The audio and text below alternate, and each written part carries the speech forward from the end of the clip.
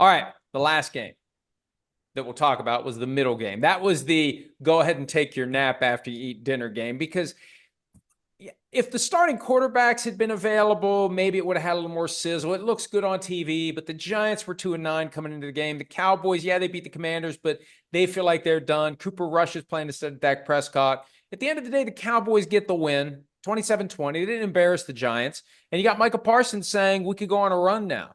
Have you seen enough from the Cowboys in their last two games, both wins, to make you think they can go on a run?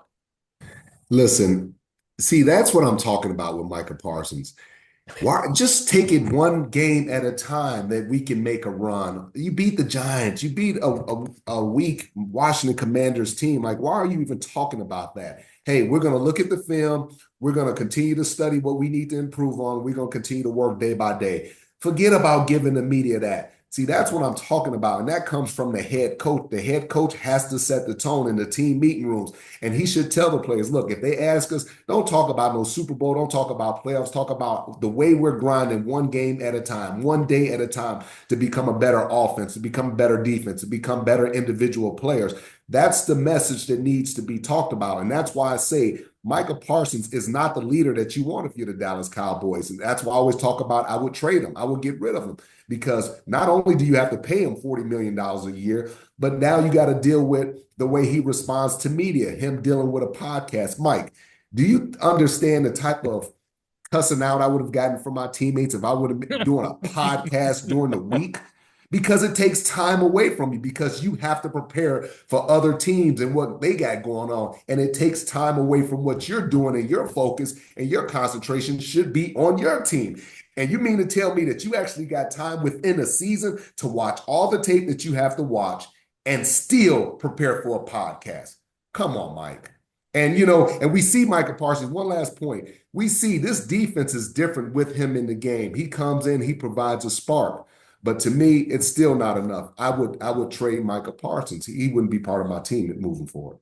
One of his teammates, Malik Hooker, questioned his podcast habit, and Parsons got defensive. Hey, it's my day off. We don't work all the time. We have the capacity to do other things. And I understand that, but the problem is the podcast can create distractions, storylines, follow up. It's no different than Aaron Rodgers doing 40 minutes every Tuesday with Pat McAfee and AJ Hawk. It creates storylines that need to be cleaned up, can create distractions for the team. You just need to tread lightly with that. But Parsons, I think, is good enough to get away with it. I think if they want to trade him, they'll get a nice haul in return. They may have to from a cap standpoint. After you pay That's Dak all I'm Prescott and saying. pay CeeDee Lamb, unless you want to have three highly paid guys and a bunch of mid-round draft picks, and that's your roster, you're not going to have a competitive football team. They could get back multiple first-round picks that they could use to reload the roster. It's just a heck of a risk giving up one of the best players in football.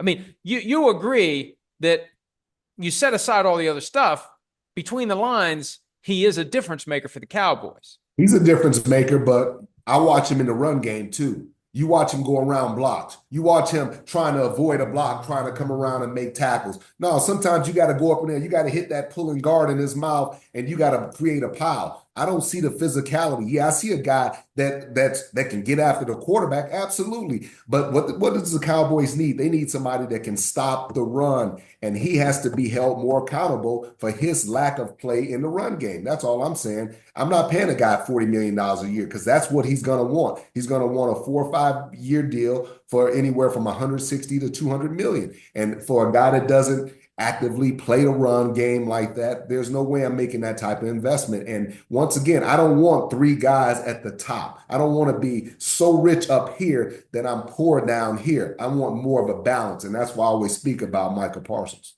Speaking of the run game, the Cowboys finally got a great performance from Rico Dowdle, who is the guy. They were doing committee for a while. Dowdle, Ezekiel Elliott, Dalvin Cook was part of the mix. Now it's Dowdle, 22 carries, 112 yards, and a touchdown. That's good if they can do it against better teams.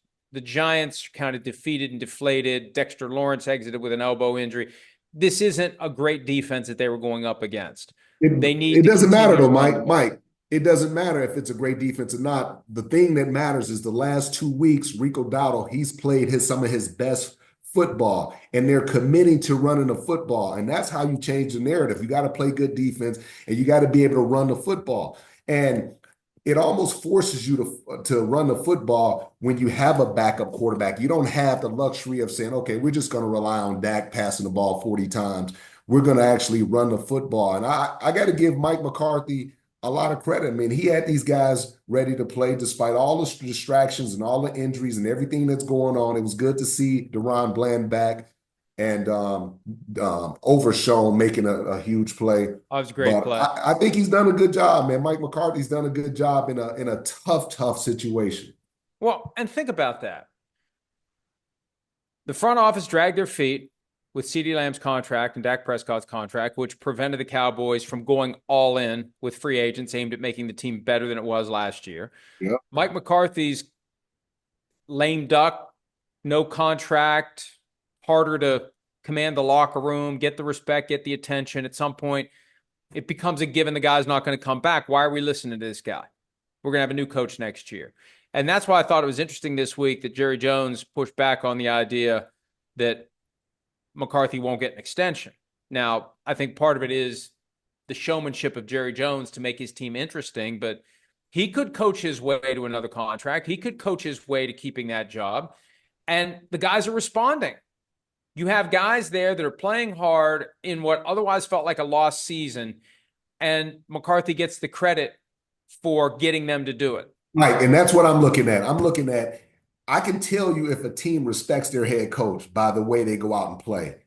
And those guys are still fighting for Mike McCarthy. It's not like they're going out on that football field saying, I don't like my head coach. I'm just going to show up.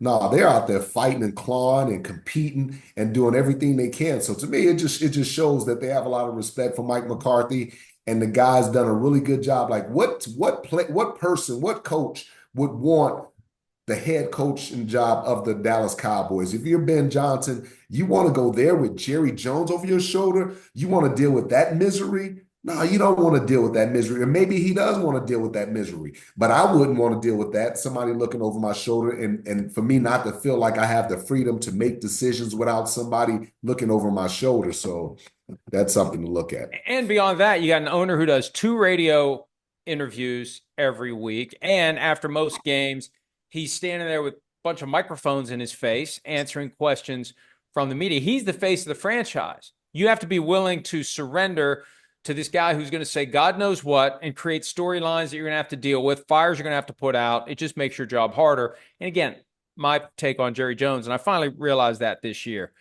this whole act of, oh, I really want to win the Super Bowl, and he wants his team to be interesting and relevant and on TV, and he wants to make a lot of money. And the rest of it, I think, is all aimed at that goal. He wants to be America's team. He wants to be the team everybody talks about and thinks about and wants to watch play, and winning is an afterthought for him.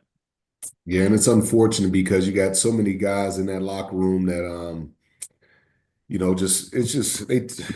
they take for granted being a Dallas Cowboy. And it's got to be more about than just popularity. It's got to be about winning football games. And when you don't have that priority from your ownership, and I knew that Kraft was all about winning when I was with the Patriots. I knew that he had given Bill the power, and we trusted Bill to make the right decisions. And when Bill would say, hey, negotiating deals and say, hey, we can't pay you this because, we might have to pay someone else, then you're willing to take a little bit less, because you trust the head coach and you trust the ownership and you trust the direction of the organization. If you don't trust the organization, which I don't think a lot of players actually trust Jerry Jones, and like you talked about, the trust should have came from the new contract with CeeDee Lamb, with Dak Prescott. If you're an organization that's tied together, that's organized, these are things are already pretty much mapped out. You already know that, hey, we're going to pay Dak anywhere from 55 to 60 million. We're going to pay CeeDee Lamb this. This is what we're going to offer. If these guys don't want this deal, we got to be ready to move on. Hi, it's Mike Florio. Thanks for watching PFT on YouTube. Hit subscribe for the latest news and analysis from Pro Football Talk.